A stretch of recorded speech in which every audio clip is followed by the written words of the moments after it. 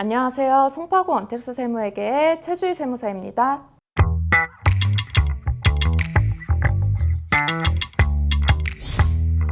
오늘은 종합소득세 신고기간을 맞이해서 홈택스에서 간편 대상자이신 분들이 기준 경비율로 신고하시는 방법을 알려드리려고 해요. 복식부기 의무자인 분들은 복식장부라고 해서 재무상태표, 손익계산서 등을 작성해서 신고하셔야 하니 굉장히 복잡해요. 이건 개인이 작성하기 어려우니 세무사한테 맡기시는 게 훨씬 효율적이에요. 오늘은 간편장부 대상자인 분들만 대상으로 하는 거니까요. 여기에 대해서만 말씀드려 볼게요. 간편장부 기준경비율 신고는 판매관리비는 거의 없는데 상품 매입 비용이 많다거나 임차료, 인건비가 큰 분들이 신고하시면 좋아요. 예를 들어서 매입이 큰 도소매업이요. 그리고 다들 세금계산서 비용만 처리된다고 생각하시는데 카드 매입 비용이나 현금영수증으로 끊으신 부분도 다 비용 처리가 가능해요. 그러니까 꼭 끝까지 보셔서 다 비용 처리 진행하시길 바랍니다. 간편장부 대상자이시면 충분히 혼자서 신고해서 진행하실 수도 있어요. 오늘은 홈택스로 함께 신고서를 작성해보면서 저랑 같이 천천히 진행해볼게요. 먼저 홈택스 화면에 접속을 하셔서 로그인을 해볼게요. 간편 로그인 하셔도 되고 아이디, 비밀번호, 주민번호로 로그인 진행하셔도 됩니다. 자, 로그인을 하셨으면 세금 신고, 종합소득세 신고, 종합소득세 신고를 다시 한번 클릭하시면 되는데 일단은 신고 도움 서비스를 먼저 볼게요.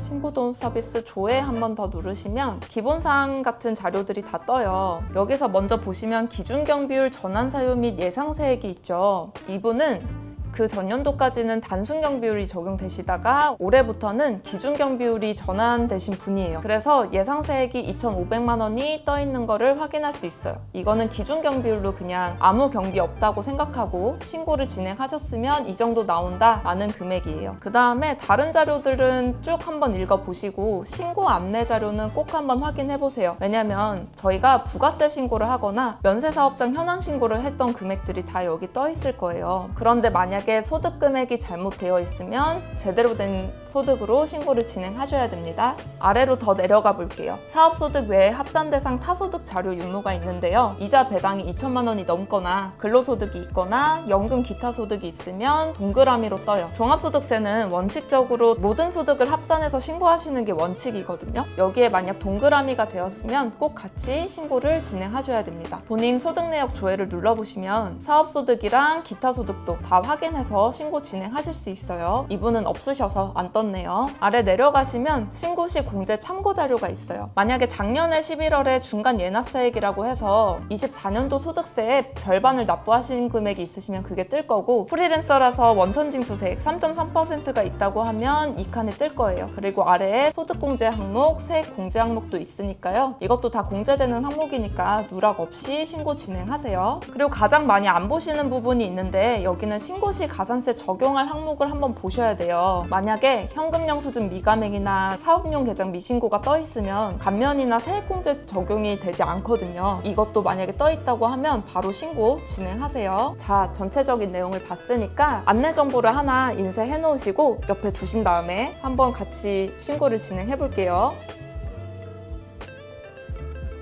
세금 신고, 종합소득세 신고, 종합소득세 신고 다시 한번 들어가시면 합업이 없다고 생각을 하고 일반 신고 들어가셔서 정기 신고 누르시면 돼요. 주민등록번호 누르시면 신규 입력하시겠습니까? 예 하시면 다른 정보 확인해 보시고요. 작성 완료, 종합소득금액 입력 화면으로 갈게요. 그럼 나의 소득 종류 찾기 페이지가 나와요. 그러면 신고 안내 정보에 있던 자료들을 확인하실 수 있습니다. 적용하기, 종합소득금액 입력하는 게 제일 어렵고 다른 분류들은 간단해요. 사업소득금액이 있으신 분이어서 눌러보면 사업장 명세 를 확인하실 수 있어요. 그럼 여기서 신고 유형을 수정을 눌러주신 다음에 저희는 지금 장부 안 쓰고 기준경비율 대상자여서 기준경비율로 작성을 해볼게요. 저장하기.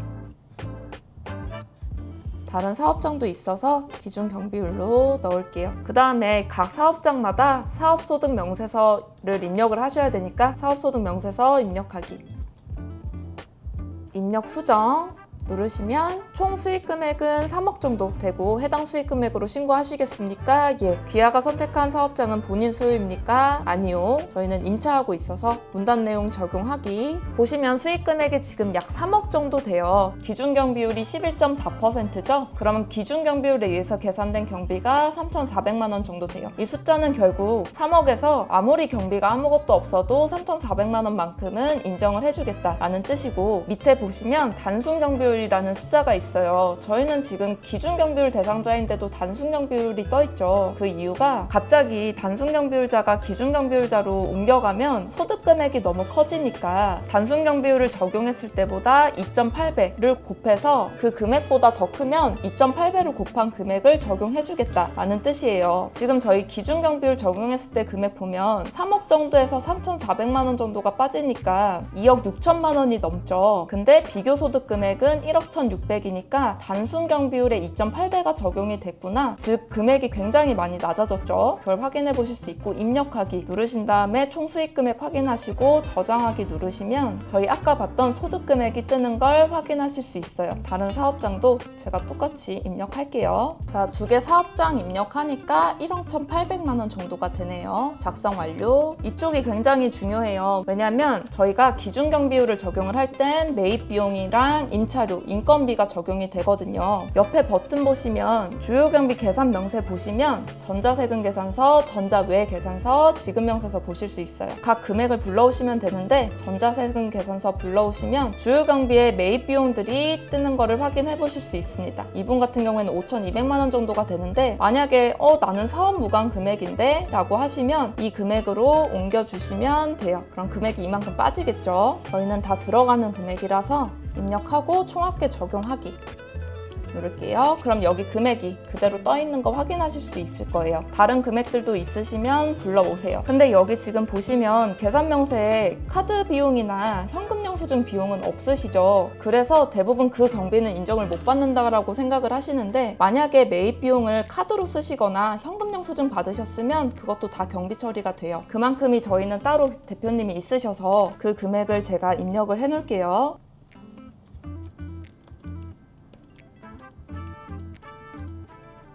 네, 입력을 하니까 합계가 2억 2천 정도가 나온 걸 보이시죠? 여기 대표님은 굉장히 카드로 많이 매입을 하시는 분이었어요. 그리고 주요 경비 지출 명세서 작성 금액이 있는데, 이 금액은 증빙을 못 받으신 금액 있잖아요. 그래서 만약에 증빙을 못 받으신 금액이 10만 원이다 라고 하면 10만 원 입력하시고 작성하기 하셔서 그 정보들을 넣으셔야지 입력이 됩니다. 그래서 입력 완료 누르시면 금액이 같이 뜰 거예요. 저희는 없어서 입력 안 하고, 주요 경비 지출 명세서 작성 제외 금액이 있어요. 이 금액은 가산세 대상이 아니시거나 3만 원 이하 거래, 아니면 농어민이랑 거래한 건 주요 경비 지출 명세서에 작성해야 되는 비용들이 아니어서 이 금액들을 입력해 주시면 됩니다. 저희는 그 금액이 없어서 따로 입력을 안 하고, 결국 이 합계가 2억 2천이 된 걸 보실 수 있어요. 이 금액이 어디 뜨냐면 단기 지출한 주요 경비, 여기에 2억 2천이 떠요. 그럼 아까 저희가 기준 경비율로 적용했을 때 3,400만 원 정도가 인정을 받았잖아요. 그래서 2억 5,300 정도가 돼요. 그럼 아까 저희 비교 소득 금액이 1억 1,600이었는데 소득 금액이 4,300으로 줄은 걸 보실 수 있죠. 이렇게 주요 경비가 굉장히 많으신 대표님들께서는 세부담이 확실히 줄어드는 거예요. 등록하기에서 작성 완료 누르시면 됩니다. 다음 화면은 원천징수 명세인데요. 이거는 프리랜서 분들이 대부분 있으세요. 사업소득 원천징수가 있으시면 세 가져오기 누르셔서 선택하시면 됩니다. 저희는 없어서 넘어갈게요. 지금 이 화면까지 입력하시는 게 제일 어려운 거였어요. 이 뒤에는 별로 어려울 거는 없으시거든요. 이분은 다른 소득은 없으셔서 넘어갈게요. 작성 완료. 저희는 지금 기준 경비율로 신고를 하고 계시잖아요. 그러면 결손금 공제가 되지 않아요. 그래서 입력을 안 해서 그 다음에 소득 공제 금액이 있죠. 본인은 당연히 공제가 되고요. 장애인이시거나 나이가 많으시면 추가적으로 공제가 되니까 수정 상세 보기에서 입력해 주시면 됩니다. 만약에 다른 공제 대상이 있으시면 추가 버튼 누르셔서 주민번호 쓰시고 입력 완료. 여기 대표님은 없으셔서 넘어갈게요. 넘어갈게요. 아까 신고 안내 정보 보시면 국민연금 보험료 넣으신 거 있어요. 거기에 납부하신 금액을 제가 적을게요. 적용하기, 그럼 금액이 이만큼 공제가 되는 거예요. 다른 거는 없고요. 작성 완료. 그 다음에 여기 대표님은 소기업 소상공인 공제부금이 있으세요. 그거 60만 원 적용하시겠습니까? 예. 하시면 60만 원 적용하실 수 있어요. 근데 노란우산공제 같은 경우에는 한도가 있거든요. 그거는 신고 안내 정보 보시면 바로 옆에 얼마까지 된다라고 써 있으니까 확인하셔도 되고, 작성 완료 누르시면 저희가 유의사항으로 다 떠요. 많이 공제받으시면 그만큼 다시 추징당하니까요. 꼭 금액 확인하셔서 그만큼만 넣으세요. 저장하시겠습니까? 예. 저희는 신용카드는 공제가 안 되고요. 작성 완료. 제가 감면도 들어가지 않고 공제도 들어가지 않아서 넘어갈게요. 그리고 혼인하셨으면 25년도에 50만 원 들어갈 거고, 자녀가 있으시면 공제 금액도 들어갈 거예요. 별도로 대표님이 하신 금액들은 없으셔서 넘어갈게요. 뒤에는 거의 되시는 게 없어서 쭉쭉 넘어가시면 돼요. 기부금 있으시면 기부금 명세 입력하시면 되는데, 이게 조금 복잡해서 기부금 공제를 좀 많이 받고 싶다 하시면 세무사한테 맡기시는 게 좀 더 편하실 수는 있어요. 없으셔서 넘어갈게요. 저희가 일반적인 개인 사업자 같은 경우에는 공제되는 항목이 거의 없어요. 그렇다 보니까 표준 세액공제 7만 원 들어가고 전자신고 세액공제 만 원 더 들어가요. 총 8만 원 들어가겠죠. 작성 완료. 저희는 성실사업자가 아니니까 의료비, 교육비, 월세는 공제받지 못해요. 작성 완료. 다른 공제들도 있으시면 넣으시면 되는데 대부분 없으실 거예요. 넘어가시면 돼요. 여기서 주의하실 게, 저희는 가산세 적용 대상이에요. 왜 가산세 적용 대상이냐면, 간편장부 대상자이니까 당연히 장부를 쓰셔야 되는데 장부를 안 쓰셨죠. 기준경비율을 적용을 했으니까요. 그럼 가산세를 꼭 입력을 하셔야 돼요. 그래서 입력하시려면 아니오 버튼 눌러주세요 라고 했으니까 아니요. 그럼 여기 알림이 떠요. 이 가산세를 안 넣을 수 있는 대상들이 있는 건데요. 신규로 사업을 개시했거나 직전 과세기간, 그러니까 24년도에 4,800만 원에 미달하게 매출이 생기셨으면 무기장 가산세 대상이 아니에요. 근데 저희는 가산세 대상이거든요. 넣어볼게요. 장부의 기록 부관 불성실 가산세 계산해보기, 계산하기 하시면 자동으로 금액이 다 떠요. 100만 원 정도가 나오네요. 적용하시면 100만 원 정도가 들어가요. 기장을 안 했다는 이유로 100만 원을 그냥 내시는 거예요. 다른 거 있으시면 넣으시면 되고요. 저희는 다른 금액들은 없어서 가산세 쪽 넘어갈게요. 저희가 작년 11월쯤에 중간연납세액이라고 해서 종합소득세 낸 거에 반 또 한 번 더 내셨을 거예요. 그거 세액 낸 거 있으시면 여기 입력하시면 되고, 여기 대표님은 없으셔서 넘어갈게요.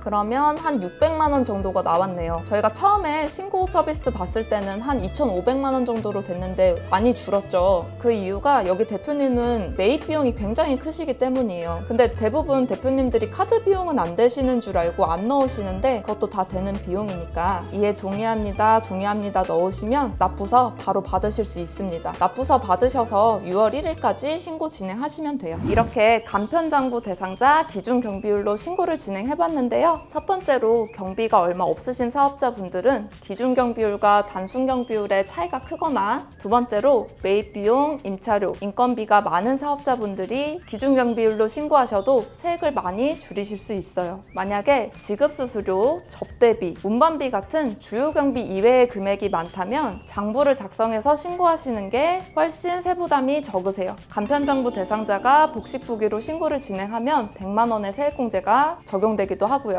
신고하시면서 어려움이 있으시거나 질문이 있으시면 댓글 남겨주세요. 확인해서 답변 드릴게요. 송파구 원텍스 세무회계의 최주희 세무사였습니다.